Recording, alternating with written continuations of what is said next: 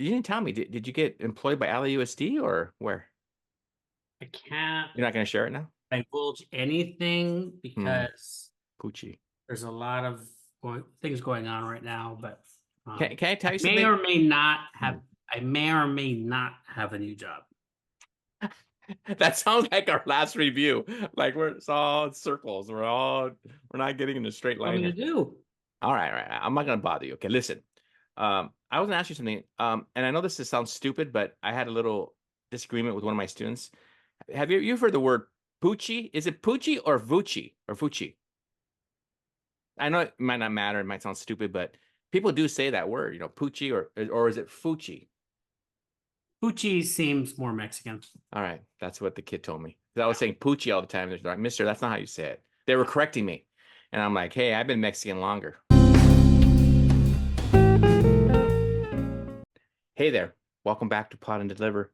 Tonight we have an article we're going to be looking at, Ruben, titled "USC Cancels Main Graduation Ceremony Because It's Amid Ongoing Gaza Protests." This is dated April 25th, 2024. And Ruben, it's taken from a KQED news article. And this really took me, it really upset me a little bit, Ruben, and that's why I sent it to you, this article. This is about students who are at this time of year graduating from USC, and there's a lot of graduations going around the country, right? I know Biola just had one last weekend, and so it kills me because it talks about these students who are not participating in this larger grant. Most colleges have a large graduation, then they have these maybe tiny ones per program, and so the large one they're canceling because of these protests going on, not only at USC, but we see them around the country, but definitely happening at USC. And the president and even the city uh, mayor were very concerned, so they closed down that graduation that's supposed to be happening in the next week or so. And because of that, these kids have lost their main graduation, just like they did 4 years ago. 4 years ago, they didn't get to graduate because of COVID. And now 4 years later, they're told no, we can't have this big celebration for you guys. We'll have these small ones, but and so forth. And one of my students, Ruben, told me that they have a sister who goes to USC, and they sent her a video saying, "Oh, we do apologize, but here's some footage of some great celebrations." And they send them some like celebrations of other graduations. Like, I don't understand why they would send that. That doesn't make sense. It doesn't. I don't think it encourages people, or if it. But the whole point is that they took this away from them, and I just feel bad because I know my son didn't have a proper graduation 4 years ago, and he actually is going to be not graduating from college until next year after all. But still, it just pains me to see this, and I know the article goes on and says, yeah, we're gonna have some celebrations, but it's just not going to be this big one because of this whole protest situation. And I think we should probably even speak to that a little bit because it's going on. A lot of these kids, a lot of them don't even know why they're protesting, but some of them do. They're protesting against the fighting that's happening between Israel and Palestine, or at least Israel and I should say Israel and the Gaza Strip, the Hamas, and of course Palestinians are being killed as well. So I don't know, Ruben. This really irked me. I just hate to see kids. No, I actually shouldn't call them kids, young adults, um, not have the celebration that they deserve, more because they didn't have it 4 years ago. Yeah, this angers me. This really infuriates me to see protesters impact people who are just wanting to graduate. Now, I kind of differ with you in some respect. I don't think, I think that a lot of people know what they're protesting. There's a lot of people who don't like what's going on in terms of Israel's response to October massacre. So I'm going to say that it's bad. What Hamas did was bad, terrible. And I sympathize with many of these protesters who feel like Israel's response was disproportionate to what happened. So, Jake, you and I did a video in which I decided not to release because it became very intense. So I will just say this. I sympathize with those who are protesting Israel's response. You and I kind of disagree on that. where you were kind of saying, well, no, Israel is not responding in a disproportionate way. There's these issues about Hamas hiding in the same buildings as civilians. So we could talk about that. However, I do not side with protesters who are getting in the way of people just trying to live their everyday life and just trying to graduate. I don't defend that at all. And I think it's disgusting. So, Yeah. should you exercise your First Amendment right? Do you have the ability to do that in 2024 America? I think so.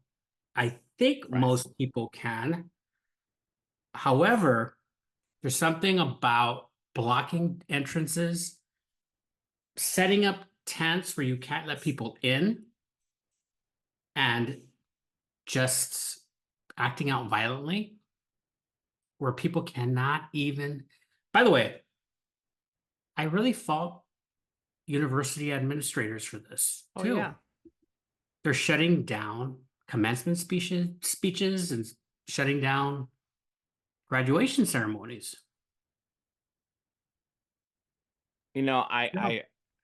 I've been thinking about it. I'm not sure if you know, today, the president that was my president when I was at Cal Poly Pomona passed away. And they brought him up, and I remember thinking, oh, this guy was a really cool guy, and he did a lot for Cal Poly, and he was just a president that was visible and never really had too many issues.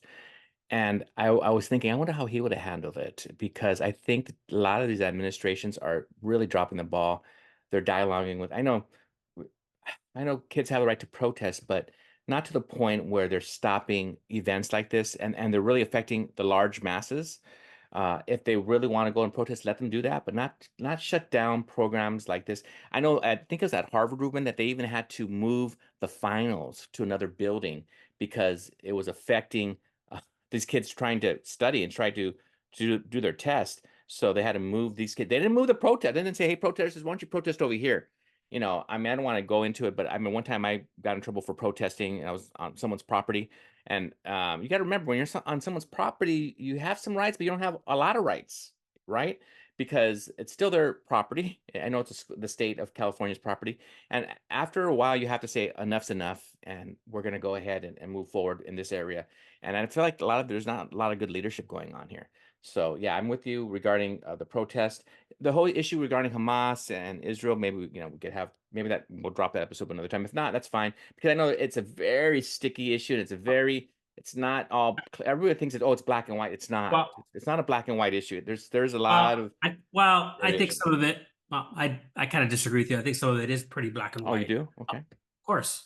However, I feel like um, we should be careful about being so gray because some things are right and some things are wrong. And if you feel like Israel's in the right, come right out and say Israel's in the right. I just said I actually think I have a problem with Israel's response since Hamas's massacre. Remember, I said Hamas massacred. However, I feel it's problematic what Israel has done. That being said, I don't side with some of these protesters making people's lives miserable. And I think you can say that. I think the tribalism in this country says you could only take one side or the other side. But you can condemn Hamas and also say Israel. I'm not sure what you're doing here, Yeah, but I heard. I think the attack on free speech is one thing, but freedom of speech doesn't mean you basically infringe on the rights of others. So I cannot take this side of some of these protesters. And these administrators have started to just kowtow to some of these demands and just say, okay, what do you want? Let me just give you a blank check. And I'm really uncomfortable with this. Let's see what the some of our viewers say about this, but I don't like it. Yeah, I hear you. And that's good. If you guys have a comment, go ahead and let us know how you feel about this issue. If your students are being affected by it, if your children are being affected by it, let us know. And don't forget to subscribe to our channel here and press that like button. And you know what? Have yourself a good evening, and we'll see you soon on Pod and Deliver. Bye-bye.